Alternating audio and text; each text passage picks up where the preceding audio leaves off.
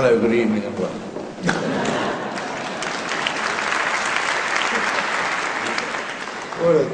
What a privilege, Sir David. So am I, so am I. A faith question just at the beginning, and then we'll go right back to the beginning. But Chief Rabbi, do you believe in God, or do you know there's a God? Well, you know, I think I know there's a God. The great news is, I think he believes in us, which is much more important than our believing in him. Yeah.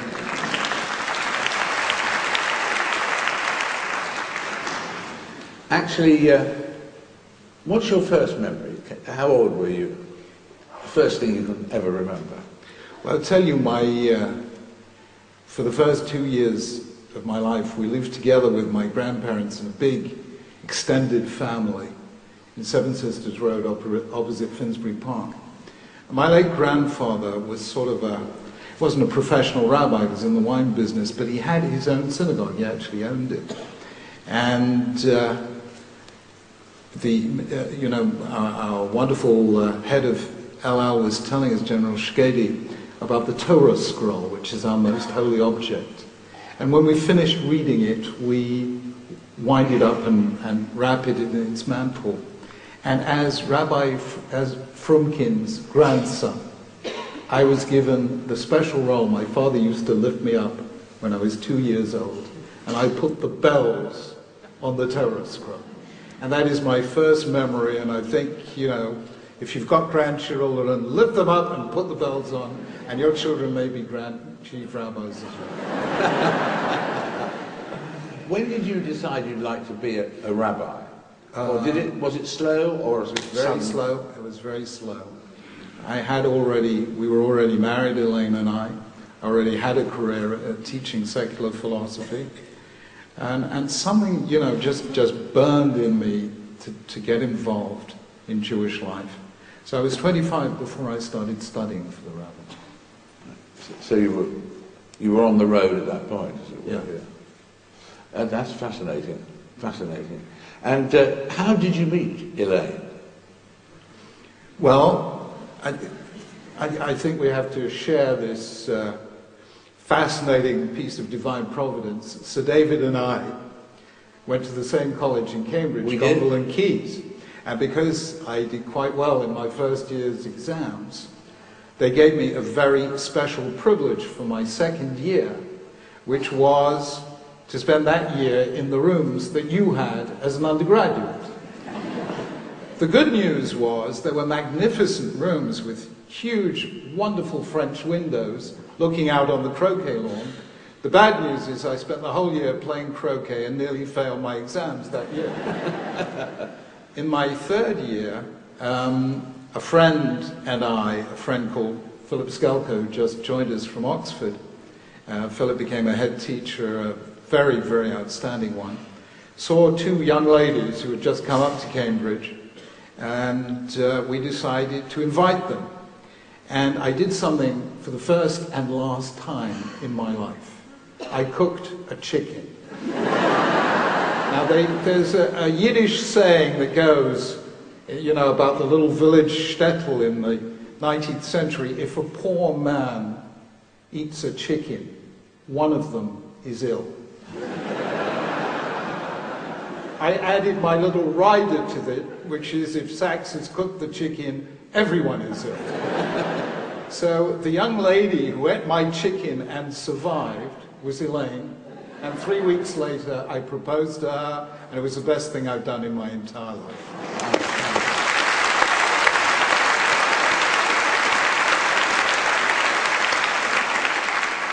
What would be your definition of love? Human love, is it? Well, love is giving. Love is forgiving. Actually, we have this division of labor. I do the sinning and Elaine does the forgiving.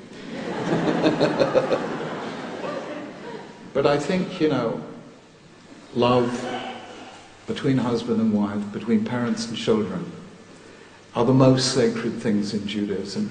We know that every culture has a rule that says, do unto others as they would do to you. principle of justice, but the principle of love.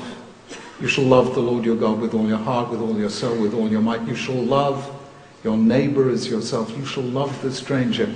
That comes into Western civilization through Judaism. So it is that kind of love between husband and wife that all the prophets saw as the relationship between God and the Jewish people. It's that bond, unbreakable bond of loyalty. Actually, I remember I once asked Richard Burton that question.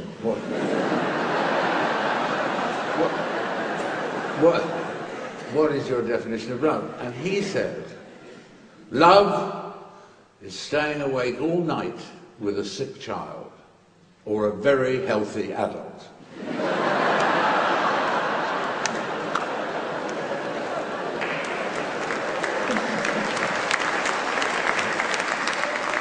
What's been the happiest moment in your 22 years? Well, Sir David, I think today has not been a bad one, because today, 20 years ago, and it was a key moment of my chief rabbinate, I launched a campaign and wrote a book called Will We Have Jewish Grandchildren? And this afternoon, our youngest child gave birth to her first child. And that for me...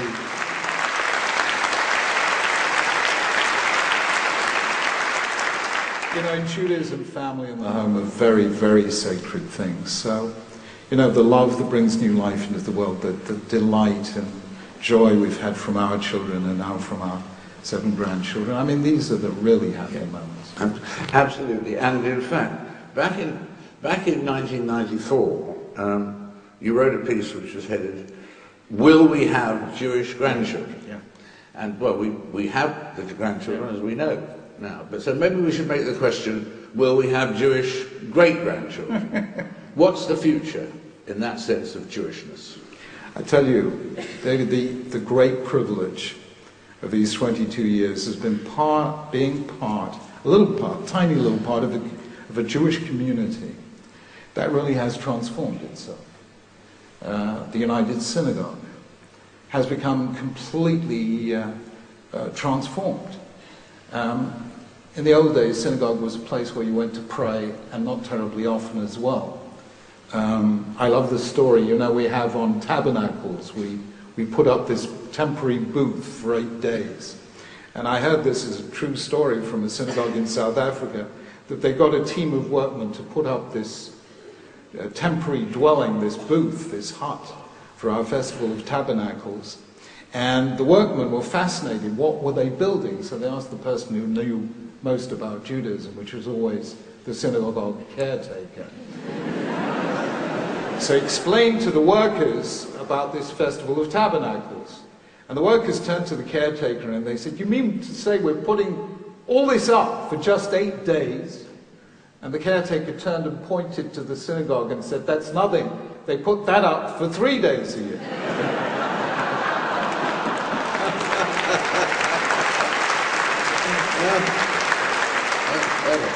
So our synagogues, which tended to be 3 days a year or 1 day a week, have now become 7 days a week community centres. We've built more Jewish day schools in the last 22 years. Well, that's probably perhaps your greatest achievement, what's happened there. I think it's incredible. We've trebled the number of day school places in 20 years. And something extraordinary happened. For 60 years, year on year, from 1945 to 2005, we were declining numerically as a community. In 2005, that turned around. And we've begun to grow slowly, but we are growing. So we are really the first generation in the history of Anglo-Jewry whose children know more than us about Judaism, and whose grandchildren will know more still. And this is an incredible, it's an achievement of the whole community. And that's probably the most important contribution that your 22 years has made. That you cherish that very much, don't you? I think it's incredibly important. Confucius, who wasn't Jewish but probably ought to have been, yes, said, if you plan for a year, plant rice. If you plan for 10 years, plant a tree. If you plan for a century, educate a child. And we have always put education at the very top of our priorities. And I am proud of the community of people who have built the schools, of parents who have sent their kids to those schools, and above all, of the children themselves, who fill me with pride every time I go into one of those schools. What about a lot of people write about this a lot and so on. You did an article called "Why Does God Allow Terrible Things to Happen to His People?" And at the time of the tsunami, I think someone said to the Archbishop of Canterbury or something about, how can you believe in a God who permits suffering on this scale? What's your explanation of suffering? I think God is within us, not outside us. And obviously there are times in our history, at the very dawn of our history, when he intervened in history to liberate our people from slavery. But God is a parent, and he gives us the freedom to be ourselves. But he teaches us. God is a teacher. He teaches us how we should act. And he is inside us. He gives us the strength to overcome every catastrophe. And somehow, that's something Jews have learned. We've suffered, I think, more than most people over the last several thousand years, never more so than in the Holocaust. And what an extraordinary story from General Shkedi just now, that in Wannsee, where they actually sealed the final solution, condemning all Europe's 11 million Jews to death. The Jews gathered there all these years later and said, in effect, Am Yisrael Chai, the Jewish people still lives. So we don't try and explain tragedy away. We don't say, why did this happen? Least of all do we say, what is God punishing us for? We say, what then shall we do? And God gives us the strength to save life, to rebuild shattered lives. And somehow or other, Jews have come through every tragedy, not looking back, but looking forward. That's crucial, isn't it? Yes. Not looking back, looking forward. And I mean, in terms of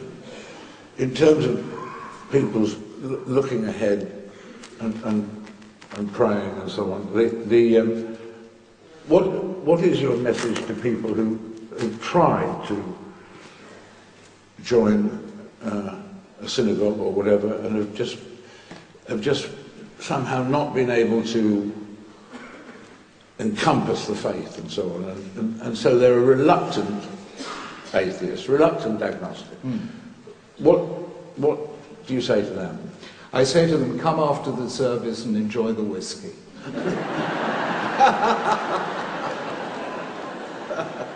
And then if they enjoy the whiskey and the fish balls, we say, listen, you can pray beforehand and you'll enjoy the whiskey even more. That's great. That's absolutely.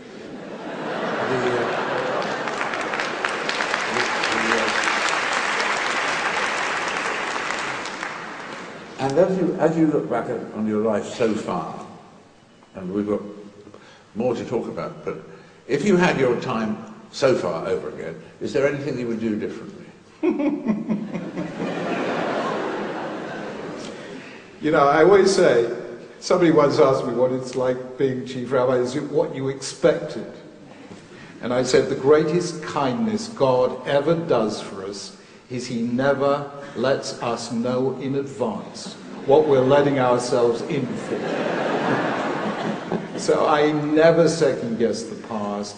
Of course, any one of us and any leader certainly will always make mistakes. You learn from those mistakes, you apologize, you make amends, you try and do better next time. But I've never said, what would I do if I had my life over again? I would say, here is this one life that God has given us. What am I going to do tomorrow? Not what should I have done yesterday. That's right. Whenever people ask me my favourite interview, I always say the next one, because that's the most interesting thing. You are the next one. You are my next one. Who have you got lined up next, David? Don't know. I mean, we're all retiring now. You know that. Yes. I became the first chief rabbi to retire before 70. Then Rowan Williams decided he was going to retire before 70. Then the Pope retired. Yes. I said to Rowan, what do you think, Rowan? We've started a fashion. He said, yeah, I know, and I'm worried about the Dalai Lama next. Actually, it turned out to be Alex Ferguson instead, but no.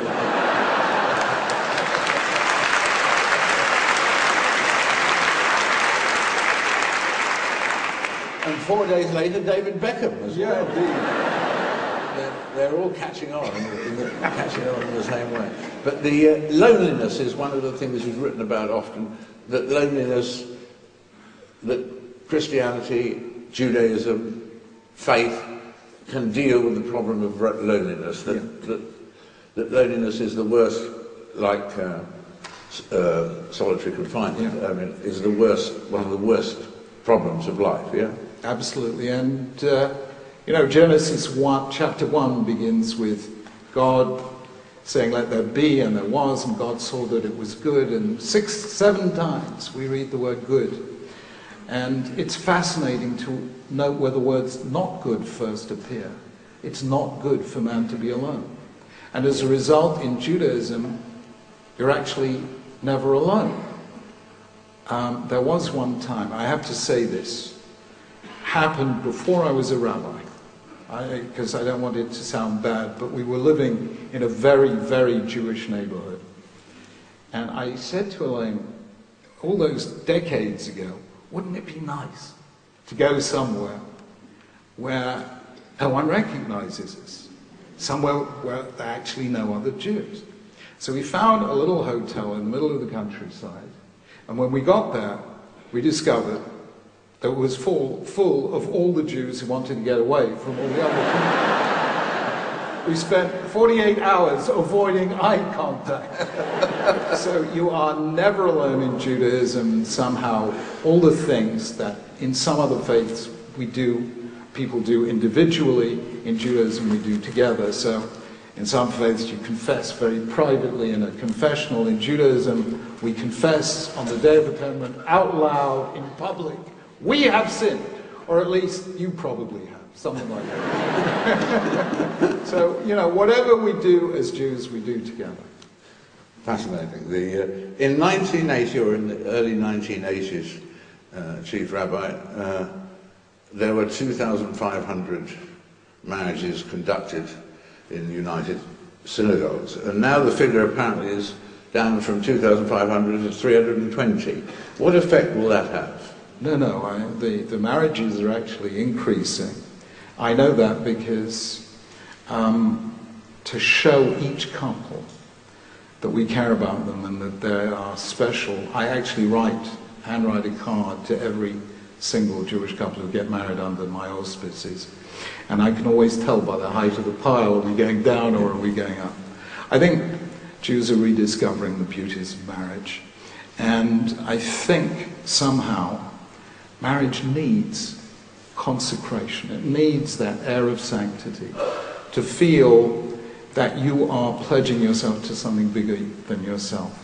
It takes a village to raise a child, is the African proverb, but sometimes it takes a community and a tradition to sustain a marriage. So I think marriage, after having had this dip, is coming back in the Jewish community, and marriages are very joyous things. How do you see the relationship between Orthodox and Reform developing in the next few years?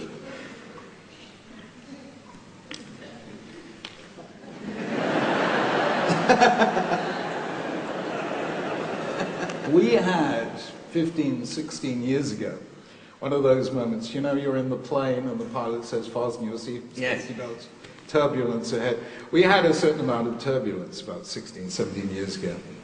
And I felt very strongly that we can't continue to behave like this, that we are one very small people, and every one of us, whether we're Orthodox or not Orthodox, whether we're religious or not religious, every one of us is precious in the eyes of God, so let every one of us be precious in one another's eyes.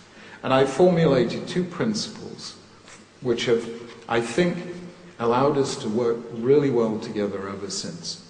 Number 1, on all matters that affect us as Jews, regardless of our religious differences, let us work together. regardless of our religious differences. Number two, on all issues that touch on our religious differences, let us agree to differ, but with respect. And as a result of that, we've worked together across the board, across all the denominations, in wonderful cooperation on welfare, on fighting anti-Semitism, on interfaith relations, on standing up for Israel. And we have one of the best relationships across the denominations of any community I know in the whole Jewish world. And I think that, it took that shock to the system all those years ago to say, no, we can't carry on like this, we've got to find a new way. And I think Jews have too many enemies out there. For heaven's sake, let none of us be an enemy to a fellow Jew.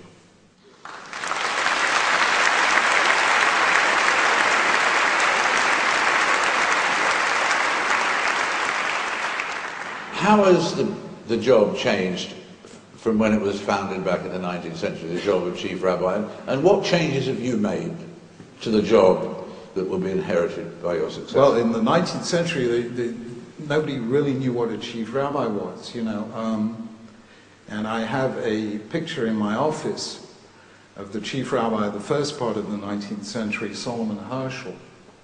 And it's a Punch cartoon, I think, and it says underneath, High Priest of the Jews.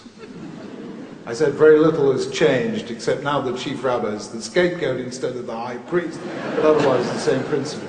But the thing is that every generation generates new ways of communicating the message. So we were very early in using internet. We were very early in using music and CDs. We're now the choir that you've heard singing. Yes. We did a little YouTube video a few years ago, which has had 1.75 million hits, and not even the choir has that many close relatives. So, so we're using the social media. We're tweeting. We're Facebooking, and doubtless we're flickering. I mean, I'm not sure about that. So we're trying always, whenever there's a new medium, I always ask my team in the office and the team in the United Synagogue, how can we use this new technology to touch more people in more creative ways? And, yeah, absolutely. And in addition, I mean, did you predict that your job would involve as much work as a politician, as a theologian? I never anticipated this at all. I'll tell you how it happened. It happened in 1993. I was already 2 years into the chief rabbinate. If you remember, in 1993, in March, a terrible crime happened. A young 4-year-old boy called Jamie Bulger was killed by 2 10-year-old boys. And there were shockwaves went right through the country. I wrote an op-ed for the Times. And the next day we got a phone call from 10 Downing Street. John Major was Prime Minister at the time. And they said, would the Chief Rabbi please come around? The Prime Minister would like to talk to him. And that's how that relationship began. I went into 10 Downing Street. I sat down opposite John Major. And he said to me, Jonathan, what should I do about crime?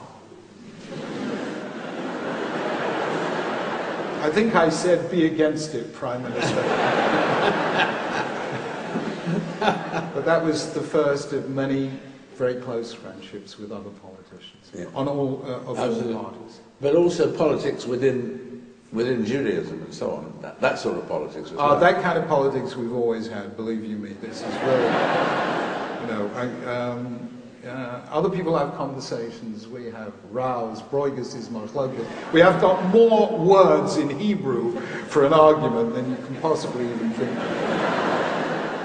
Everyone argues with everyone else. I mean, for heaven's sake, Abraham argues with God, shall all the judge of all the earth not do justice? Moses argues with God, why have you done it? I think God actually chose the Jewish people because he loves a good argument. That's a great point forward. I suppose that what, on a piece of paper in your desk, what little bit of helpful message will you leave for your successor? For my successor? Yeah. 3 things. Number 1, don't read the newspapers. Right. Yes. Number 2, have a sense of humour. Yeah. And number 3, marry a good woman, and you're ahead. You'll get all the way. Brilliant. Yeah. Brilliant. He'll be very grateful for that. But extremely grateful for that. How would you... Mind you remember what John F. Kennedy said when he got in? He said the worst thing about going into the White House was when we got there, we discovered that things were as bad as we said they were. Yes, that's right. Yes. A great line. I remember that line when he uttered it. That was great. What are the most promising traits or trends in society today? Or do you think society... I mean, there's things going on that...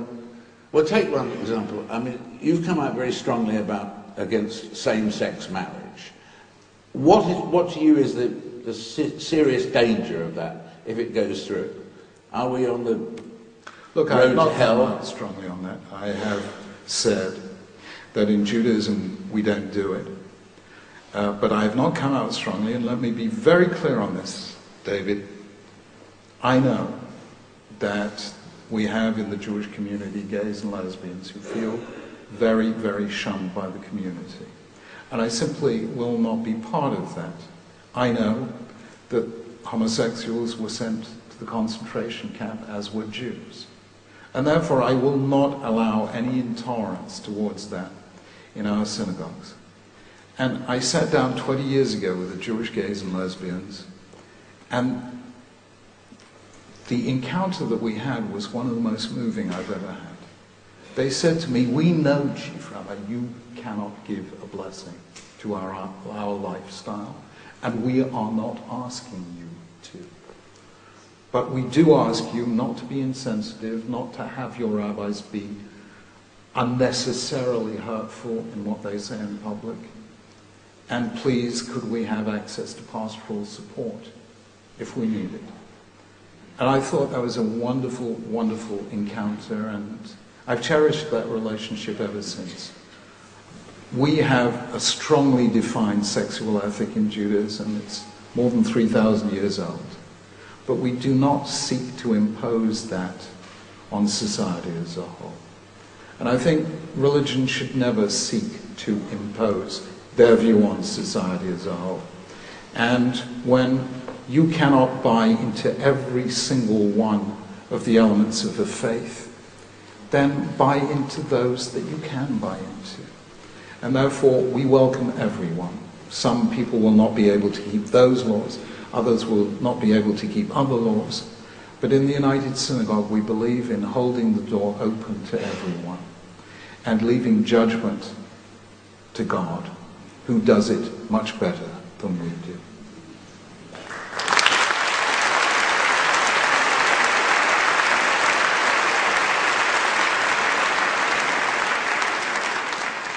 What about Israel in the sense that obviously when Israel is on the right track and so on, it's very easy to praise them and so on and so forth. But how have you defined your duty when you think Israel is doing a wrong thing or an evil thing? Many people would say, take for instance, I think it was 2009, wasn't it, Gaza, where you had 1,300 civilian and other deaths on one side and 13 on ours and so on. How do you deal with that situation? As a moral leader, you obviously can't endorse things that you don't believe are right, but you have to deal with that in a rather tactful way, or? David, let me be very straight with you. Israel would not fire one rocket, one missile, one bullet against any Palestinian if they had not been attacked by Palestinian missiles from Gaza, innocent civilians in Sderot, having to live their entire lives in fear of some rocket that may take them or their child? Would you live in a situation where your children, even in kindergarten, had day after day after day for months to go down into bomb shelters when every day you know your life is on the line? And would a single innocent civilian have suffered in Israel's campaign against Gaza if innocent civilians had not been used by Hamas as human shields? Now these are two horrendous... The numbers are hugely suggesting that it was, it was a slaughter. 1,347 versus 13. 1,300 people died in Gaza. I don't know how many tens and hundreds of thousands of civilians died as a result of the Western campaign in Iraq and Afghanistan. And I don't see the same moral odium attaching to the West. The West fully understands.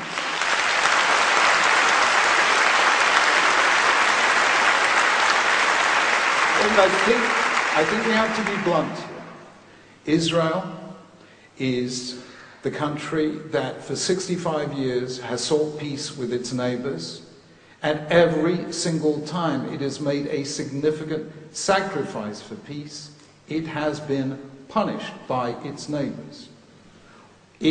After 93, the handshake on the White House lawn, the Oslo process, 94, the Palestinians began their campaign of suicide bombing. 2000, Israel pulled out of Lebanon and were rewarded by Hezbollah gathering a most enormous arsenal of missiles, which eventually rained down on the north of Israel in 2006 for 34 consecutive days. Israel pulled out in 2005 from Gaza and was rewarded with the missiles hitting Sderot and then Ashkelon and then Ashdod, and more recently in Tel Aviv, where two of my brothers work, and they also have to go down now to bomb shelters because of Hamas missiles from Gaza. Every time Israel makes a significant gesture towards the Palestinians for peace, the Palestinians respond by attacking Israel. What can Israel do if its neighbors checkmate themselves every time they hold out their hand of peace?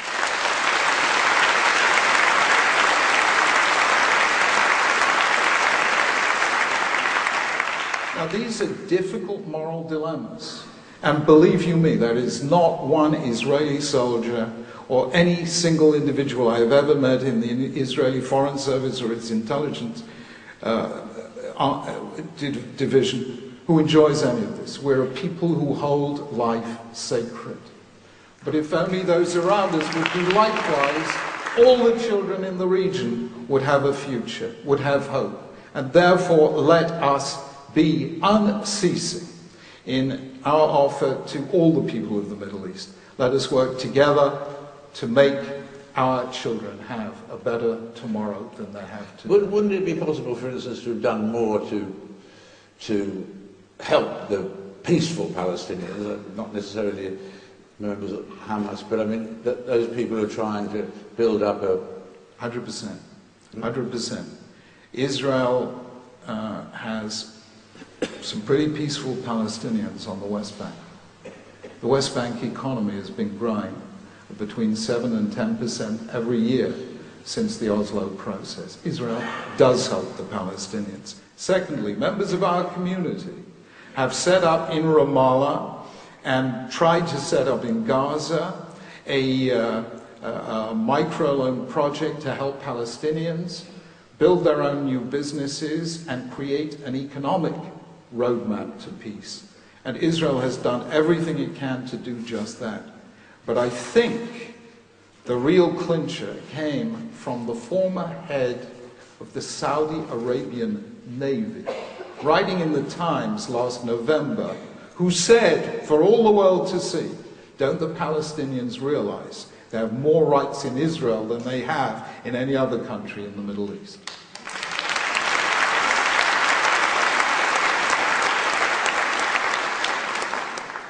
And that was a Saudi Arabian. Well, look, Israel is the only place in the Middle East where a Palestinian can get up and on national television criticize the government and be a free man the next day. And that is quite something. I also find it quite difficult, David, to see some of the churches criticizing Israel. I understand them, but do they not understand that Israel is the only place today in the Middle East where it is safe to be a Christian?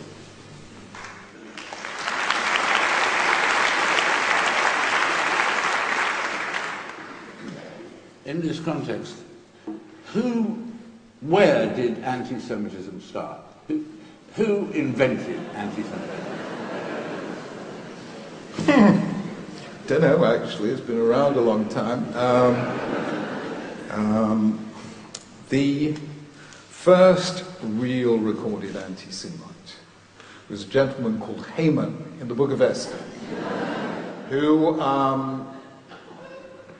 clearly didn't like salt beef sandwiches or something or other. But he said there is this one people whose laws are different from any other people. So that very first statement, recorded statement of anti-Semitism, is, I think, also the most revealing, because it says that anti-Semitism is the key example of dislike of the unlike. Jews were different. In medieval Europe, they were the only significant group who weren't Christian. In today's Middle East, they are the only significant country that isn't Muslim. So Jews were hated because they were different. And you'll say, well, look, everyone is different. And I agree with you, but Jews were the only people who consistently throughout history stood up for the right to be different, for the duty to be different, for what I call the dignity of difference. They were the only minority group who throughout the centuries refused to assimilate to the dominant culture or convert to the dominant faith. So that is why I don't see anti-Semitism as a crime just against Jews. I see it as a crime against humanity, because difference is what makes life sacred. Because each of us is different, each of us is irreplaceable.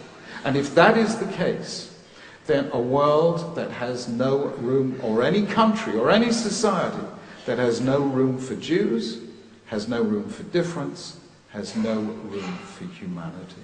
And that is why I say anti-Semitism is a crime. Not just against Jews, but against humanity. Anti-Semitism begins with Jews, but it never ends with Jews.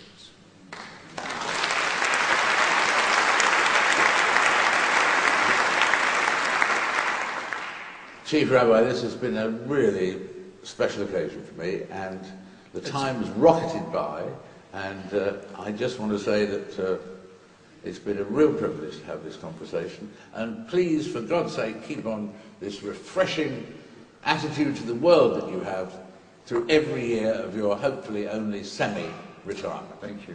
And Sir David.